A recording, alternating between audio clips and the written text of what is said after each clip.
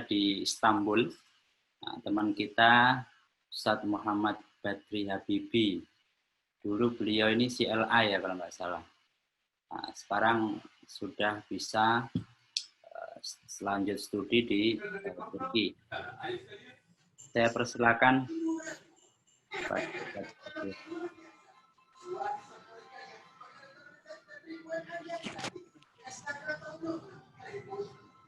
Sudah tahu, Ustaz? Sudah, Ustaz. Assalamualaikum warahmatullahi wabarakatuh. Teman-teman semua. Kedengaran, Ustaz ya?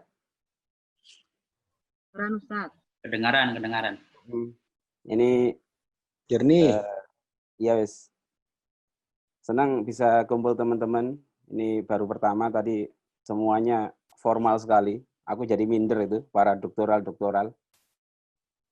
Ya kesempatan ini ya kita buat sharing aja, dan sengaja aku nggak buat slide karena biar fokusnya bisa nonton aku, bisa saling tatap muka. Fokusnya jadi saling lihat tatap muka itu ibadah, karena nonton orang yang lagi sekolah itu ibadah. Sama kita alumni tahun 2003 dulu, benar. Waktu kelas 6 di bagian bahasa ada beberapa orang. Habis itu pengabdian juga di Gontor. Kemudian habis itu di situ ada Ustadz Sultan. Kita dulu sama-sama ngapal Quran di Malang. Sama Ustadz Bobby, ada beberapa orang. Habis itu saya lanjut di Jakarta, di UIN Syarif Hidayatullah di jurusan Ilmu Politik. Terus kerja beberapa tahun. Dan habis itu saya jadi lokal staff di Riyadh. Lah, dari lokal staff itu saya banyak apply beasiswa. Jadi ada berapa beasiswa untuk S2 dulu. Yang pertama dulu karena concern saya di ilmu politik, ya aplikasinya juga di ilmu politik. Jadi dulu ada 3 beasiswa yang didapat. Yang pertama dari King Saud University. Jadi di sana juga ada jurusan umum sebetulnya. Kalau teman-teman mau ada S2, S3. Yang kedua, habis itu dapat beasiswa dari Ahlul Bait University di Iran. Dan yang ketiga dari Tubitak di Turki. Jadi kalau teman-teman mau melanjutkan sekolah, sebetulnya simpel aja. Nggak ribet-ribet sebetulnya. Yang penting, ya tadi yang dikatakan Ustadz Fanani, itu TOEFL aja. Kemudian ada kenalan 1-2 orang profesor misalkan di kampus-kampus. Kalau di Turki sebetulnya banyak beasiswa. Di Turki itu ada sekitar 4 level beasiswa. Satu beasiswa paling tinggi namanya Tubitak. Tubitak itu beasiswa yang diberikan oleh LIPI-nya Turki, oleh lembaga penelitian Turki. Maka dia beasiswa yang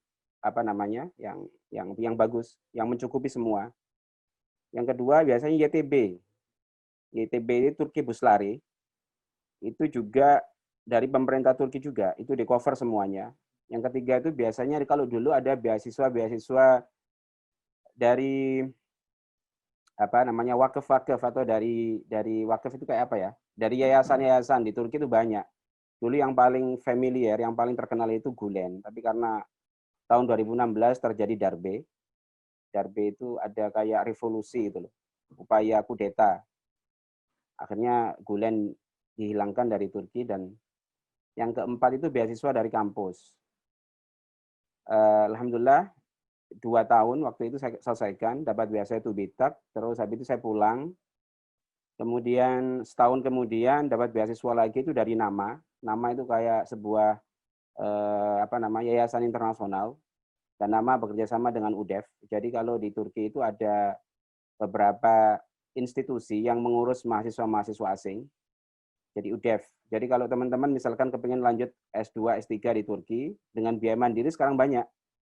Kampus-kampus misalkan Unida itu banyak mengadakan MOU dengan beberapa kampus di Turki, khususnya di kampus saya, yang tadi dibilang sama Ustadz Fanani, kampus IZU, Istanbul Zaim Sabatin University. Kalau biaya hidup atau biaya pendidikan, kalau di Turki sebetulnya relatif lebih murah daripada di Indonesia. Misalkan kalau untuk S3 ini, kebetulan dari UDEF kita di cover semuanya. Untuk tuition fee misalkan untuk 4 tahun itu kalau reguler atau membayar atau tanpa beasiswa itu sekitar berapa ya? 46.000 TL. 46.000 TL itu sekitar 100 juta. Itu 4 tahun sampai selesai. Tapi yang jadi masalah itu biaya hidup di Istanbul agak mahal. Di sini biaya sewa rumah, biaya transportasi, biaya macam-macam makan itu yang agak mahal. Tapi kalau dibandingkan misalkan di UI atau di UGM, nggak tahu di UGM berapa itu setiap semesternya, atau selesai dalam 4 tahun itu berapa bayarnya, atau di UI. Di UI mungkin untuk S3 mungkin ya, aku dengar-dengar dari beberapa teman, satu semester 18 juta sampai 25 juta. Artinya kalau dikalkulasi, dikalikan sekitar 8 semester, ya hampir ya 100 juta lebih. Jadi makanya ketika sekarang dipermudah akses untuk para pelajar dari luar negeri, untuk belajar di Turki, kebanyakan di sini orang Indonesia mereka menggunakan biaya mandiri. Tapi untuk yang doktoral sama master sangat sedikit sekali. Kebanyakan mahasiswa S1 karena di sini biaya hidup dan bukan biaya hidup ya, biaya sekolah untuk anak-anak S1 di kampus-kampus negeri itu relatif murah. Di kampus negeri itu biasanya untuk S1 biaya tuition fee atau biaya per semester misalkan 800 TL. 800 TL itu sekarang hampir 2 jutaan. Itu sangat murah sekali. Makanya kalau teman-teman berminat sebetulnya untuk beasiswa pertama silakan dibuka di websitenya Tubitak. Kemudian habis itu bisa dibuka di websitenya Turkiye Buslare. Kemudian di kampus-kampus Turki juga itu banyak, misalkan IZU, Istanbul Unif. Lagi tren lah, apalagi sekarang banyak agensi-agensi di Indonesia yang menyediakan informasi dan menyediakan jasa untuk ke sekolah di Turki. Apalagi kemarin Hagia Sophia sudah diresmikan kembali jadi masjid. Jadi umat Islam mungkin lagi rame, nggak tahu di Indonesia nanti tanggal 24 itu peresmian, nanti kita sholat Jumat di sana, sebagaimana Sultan Muhammad Fatih itu menaklukkan Turki tahun 1453. Jadi sekarang lagi heboh di sini, orang lagi euforia, orang-orang konservatif sama Islamis lagi euforia dengan kembalinya Hagia Sophia menjadi masjid. Adapun kalau sekolah di Turki agak ribet juga sih. Di sini apalagi bahasa Turki, itu mayoritas anak-anak yang sekolah di Turki dari orang-orang doktoral khususnya, itu hampir 70% itu tidak selesai. Karena satu, selain kalau faktor bahasa ya, faktor bahasa Turki itu ribet sekali, kalau bahasa Turki, makanya kalau kepingin agak mudah ya bahasa Inggris, tapi nggak ada jaminan juga yang bahasa Inggris kemudian mudah lulus. Satu pertama adalah faktor kultur, karena orang Turki nggak bisa kita kalahkan. Kalau kita ketemu dosen kita, kemudian kita nggak mau itu berdebat dengan mereka, sudah mereka makan hati, habis itu selesai, kita dibuang, dipersusah. Yang kedua di sini ada ujian kompre, disebut sebagai yeterlik senaf. Jadi sama, ujian komprehensif ini yang biasa menjadi momok bagi mahasiswa S3. Mayoritas anak-anak S3 yang pulang, yang nggak lulus dari Turki itu karena gagal di ujian kompre. Jadi di sini ujian kompre ketat sekali.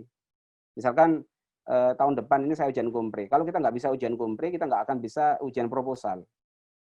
Jadi pokoknya halangan yang paling berat itu di ujian komprehensif itu.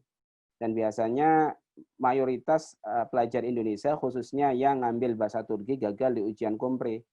Karena dosen di sini rata-rata killer. Dan dosen di sini rata-rata lulusan Amerika, sehingga stylenya, pendidikannya pakai American style. Jadi dari segi pengajarannya, dari segi pemberian tugas-tugasnya, dari segi penulisannya, biasanya mereka yang baru-baru pulang dari Amerika itu idealis sekali. Jadi nggak gemen-gemen. Misalkan kita ngambil tahun pertama itu ada 8 mata kuliah. Wah, kalau sudah ngambil 4 mata kuliah untuk satu semester, alamat kita nggak bisa keluar itu selama satu semester. Karena bacanya berat-berat. Mereka menyamakan, mencoba untuk mengaplikasikan apa yang didapat di Amerika.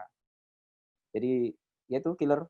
Apalagi kasihan juga teman-teman yang pakai bahasa Turki itu betul-betul mereka tersisa, nggak bisa ngapa-ngapain sudah. Ya kan aku kemarin satu tahun pertama nggak bisa ngapa-ngapain, sudah praktis ada di kamar, di perpustakaan, bolak-balik gitu aja, nggak bisa menikmati indahnya Turki, nggak bisa lihat berbagai hal. Ya kadang-kadang kalau sudah seperti ini aja, karena ini liburan bisa kemana-mana, ya walaupun ada corona dan lain sebagainya. Kemudian yang beda mungkin dengan di Indonesia, di Turki itu Ya, satu, kita dapat banyak hal sih. Kita bergaul. Nah, kelemahan anak Indonesia di Turki itu biasanya di kelas, aku perhatikan ada berapa anak-anak itu minder. Jadi kalau di kelas internasional biasanya kita ya bergaul dengan anak-anak Eropa. Nah, anak-anak Indonesia biasanya minder, mungkin karena faktor bahasa. Jadi diem aja, tapi sebetulnya bukan karena mereka nggak mampu, tapi karena sudah minder duluan itu. Padahal kalau pinter-pinteran pada hakikatnya anak Indonesia nggak kalah pinter. Kalau kalau orang rajin, kemudian melakukan persiapan sebelum, karena kebanyakan yang nggak tahu, kalau di Malaysia nggak tahu, di Brunei nggak tahu gimana situasinya. Kalau di sini biasanya orang vokal, apalagi orang-orang Turki yang bahasa Inggrisnya bagus tuh vokal sekali. Jadi di kelas itu terpacu kalau di kelas internasional, karena setiap orang kepingin menunjukkan siapa yang terbaik. Jadi kalau di Turki di kelas internasional itu baiknya itu, karena nanti kita banyak berinteraksi dengan orang-orang Jerman. Di sini banyak orang Jerman juga, kemudian orang-orang Balkan, kemudian banyak juga orang-orang Arab. Nah, orang-orang Arab ini kadang-kadang juga songok-songok, orang-orang Palestina, orang Mesir, orang-orang Libya itu nggak mau kalah. Maka asiknya itu perdebatan-perdebatan di kampus, di kelas itu hidup. Lah di situ kita bisa, ya kadang-kadang harus agak pamer, agak songok dengan mereka, karena ya gitu, secara kultur mereka kepingin dominan. Kalau kita kemudian nggak nunjukkan dominasi kita ditindas. Jadi persaingannya itu luar biasa di Istanbul. Yang kedua itu akses informasi di sini mudah. Jadi kita harus terima kasih juga sama Pak Erdogan dengan segala kelebihan dan kekurangannya. Jadi di bawah pemerintahan beliau, mahasiswa asing itu diperhatikan. Jadi kita betul-betul dianak emaskan. Kalau di sini kita dapat beasiswa full, selain kita dapat fasilitas potongan-potongan untuk transportasi, kemudian kita dapat berbagai macam diskon. Misalkan kalau kita mau masuk di Hagia Sophia misalkan, kalau kita normalnya itu bayar sekitar 200.000. Kalau kita mahasiswa gratis, kita bisa mengakses semua museum yang ada di Turki. Jadi apa yang ada ditulis di sejarah, apa yang dipertontonkan di film Muhtashem Yüzyıl itu, Sulaiman Al-Qanuni, kita bisa melihat langsung. Atau kita bisa mau lihat, kangen sama Kanjeng Nabi Muhammad, rambutnya, pedangnya, kita bisa langsung melihat. Atau kalau kita penasaran dengan tongkatnya Nabi Musa, bagaimana tongkat itu digunakan untuk membelah lautan. Nah, di sini tersimpan dengan baik di Museum Topkapi. Nah, itu semua difasilitasi negara Turki di bawah Erdogan berikan fasilitas bagi mahasiswa gratis, kita bisa mengakses hal itu. Yang kedua, di sini kaya dengan khazanah budaya dan tasawuf. Jadi orang-orang kepingin belajar tentang bagaimana bertasawuf, bagaimana sufi, torikot, bagaimana kemajemukan masyarakat Islam dulu di sini banyak. Jadi kalau datang ke sini, ya saya percaya sih semua kota yang pernah disebutkan Nabi itu berkah.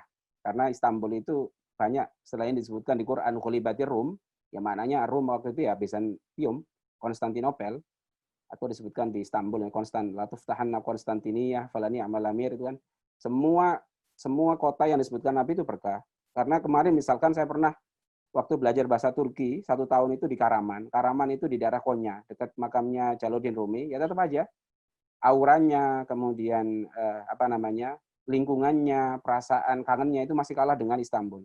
Walaupun Istanbul padat, sekitar 20 juta penduduknya, tapi besar, itu memberikan aura-aura yang dinamis, aura-aura yang enak. Maka teman-teman, ngomong saya lagi di sini, ada yang kesempatan datang ke sini, atau yang belum nikah, kepingin cari cewek Turki atau cewek Suriah, silakan, nanti tak kenalin. Atau mbak-mbaknya yang belum nikah juga kepingin cari teman-teman Turki, ya bisa dikenalin, itu gampang kok. Atau Pak Fanani mau nambah 2, atau Pak Arfan Muammar, silakan. Kemudian apa tadi? Oh ya, jadi sebelum terakhir ya, kebetulan saya sudah ngajar di Unisma, karena ibu saya dari Malang, bapak saya dari K. Kalau rame sekarang ada John K, yaitu asalnya bapak saya, jadi kadang-kadang ya kayak gitu, orang-orang timur kan ya seperti itulah, agak keras ngomongnya, vulgar. Makanya di sini sama orang Turki itu enak, karena gayaku itu gaya ketimur-timuran, gaya orang-orang John K dan lain sebagainya, ketemu orang Turki itu nyambung. Karena orang Turki itu ya gayanya gaya militer. Kalau kita ngomong kayak orang Jawa, kita ditindas. Jadi kadang-kadang kita harus paham budaya di mana kita tinggal. Di Turki kita nggak bisa kemudian oh iya Pak, kayak gitu nggak bisa. Kita pasti ditindas. Di Turki kita harus maksimal. Masuk kelas itu betul-betul harus menguasai, karena kalau nggak gitu kita ditindas. Tidak akan dipandang apa-apa, karena persaingannya ketat. Aku nggak tahu di Indonesia bagaimana, aku nggak tahu di Brunei atau di Malaysia bagaimana. Tapi di sini tuh persaingan ketat. Jadi kalau sudah masuk doktoral, masuk kelas, itu kayak ada gengsi tersendiri.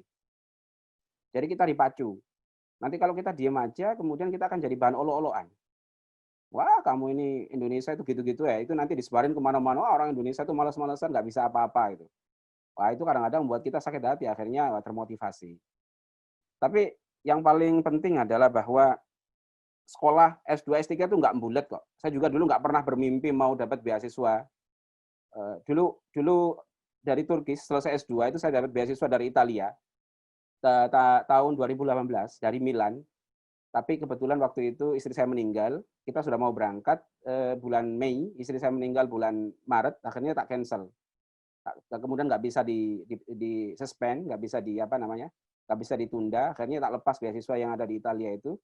Tapi pada waktu itu juga diterima di Turki lagi beasiswa. Sebetulnya intinya adalah ya satu, untuk cari beasiswa atau untuk sekolah S2, S3 itu nggak ribet, nggak terlalu formal. Yang penting adalah setiap hari kita maksimal. Jadi aku tuh nggak pernah berpikir besok. Salah satu hal yang selalu kupegang itu adalah, ada 3 hal yang kupegang dalam hidup. Yang pertama, aku megang perkataan Imam Ali. Kun rojulan minan nas. Jadi jadilah manusia di antara manusia, ya kita biasa-biasa aja. Yang kedua itu, kun indan nafsik syarron nas. Jadilah kamu di mata dirimu itu sebagai seburuk-buruknya orang. Aku selalu ngerasa, wah aku ini orangnya sombong, orangnya banyak dosa, sehingga ada self control di situ. Yang ketiga, kun indallahi ahsanan nas. Ya, kita di depan Gusti Allah itu harus yang terbaik. Belajar itu bagian daripada perintah Allah, maka harus maksimal. Aku termasuk orang yang nggak pernah berpikir untuk besok. Aku termasuk orang yang nggak suka kalau tujuan sekolah itu cari ijazah, jadi dosen, ilmu ya ilmu gitu. Jadi aku selalu berpikir apa di balik itu, tidak berpikir apa di depan itu. Jadi untuk besok aku nggak pernah berpikir, tapi hari ini aku maksimalkan. Makanya tadi itu, apa-apa yang kita dapat di Gontor, misalkan ya kita minimal hal yang nggak pernah tak pegang itu satu hari misalkan, ya karena dulu aku pernah ngafal Quran dengan Pak Sultan, ya tak pegang, itu harus diulang. Kemudian ya satu hari baca 100 halaman. Ini kadang-kadang kita harus nggak bisa waktu kita untuk ngumpul-ngumpul banyak, nggak bisa. Ada kalanya kadang-kadang kita harus egois dengan apa yang kita lakukan. Kalau di sini misalkan aku sangat batasi untuk bergaul dengan anak Gontor, karena alasannya kalau kita doktoral kemudian banyak bergaul dengan anak Gontor, ngobrol banyak, akhirnya waktu itu habis. Dan aku selalu ngasih motivasi, teman-teman di Gontor kalau sudah keluar dari Gontor, perbanyaklah kemudian bersosialisasi dengan banyak orang. Jangan milah ini itu, bersosialisasi dengan orang Syiah, orang Sunni, orang Kristen, orang semuanya. Karena di situ kita akan dapat banyak hal. Ya perbedaan-perbedaan sebuah keniscayaan, tapi dengan kita masuk, bergaul, berdialog dengan mereka, kita akan tahu tentang khazanah, betapa luasnya ilmu itu, sehingga kita tidak akan menjadi orang yang gampang memvonis orang, mengkafirkan orang, dan lain sebagainya. Itu yang tak pegang. Makanya di sini alhamdulillah kita banyak bergaul dengan siapapun, orang Suriah, orang pro Asad, tidak pro Asad, orang yang pro Erdogan, tidak pro Erdogan, orang ateis, orang ini itu bergaul, dan indah sekali. Banyak hal kita semakin ilmunya Gusti Allah luar biasa ya. Itu jadi tantangan tersendiri. Maka ya Kak, yang pastinya adalah kalau mau dapat beasiswa, mau melanjutkan sekolah di luar negeri, ya tadi itu yang pertama adalah ya bahasa Inggris harus ditingkatkan. Karena itu mutlak dimanapun kita, mau melanjutkan di Turki kah, di Belgia kah, di Jerman kah, atau di Italia kah, semuanya yang pertama kali diminta adalah bahasa. Nah, kalau bahasa itu sudah aman, selanjutnya gampang menyusul itu. Semuanya akan berjalan natural. Jadi walaupun tanpa di planning itu, ya semua akan berjalan natural. Aku juga nggak tahu, tiba-tiba dapat beasiswa di Italia, tiba-tiba dapat beasiswa di Iran, Alul Bait University, tiba-tiba dapat beasiswa di King Saud University, nggak tahu, tiba-tiba dapat beasiswa di Istanbul Univ, nggak tahu. Jadi hidup itu kan misterius, kita nggak tahu, kita nggak bisa memprediksi apa yang akan terjadi besok. Dan yang paling akhir adalah, ya sudah, tujuan cari ilmu, dia murni, kita harus, aku tuh ridho kalau andai kata nanti setelah selesai itu jadi tukang beca, ya selesai, itu bagian dari nasib. Ngapain kemudian harus gengsi dan lain sebagainya. Jadi jangan sampai kita yang sekolah tinggi-tinggi kemudian pulang jadi elit baru, wah kita merasa lebih dari orang lain, bagi itu tidak elok. Dan itu jauh daripada makna-makna ilmu tersendiri. Apalagi kemudian kalau tujuan-tujuan belajar itu dikonversi sekedar untuk cari kerjaan, agar dapat kerjaan ini, agar dapat itu terlalu naif bagiku.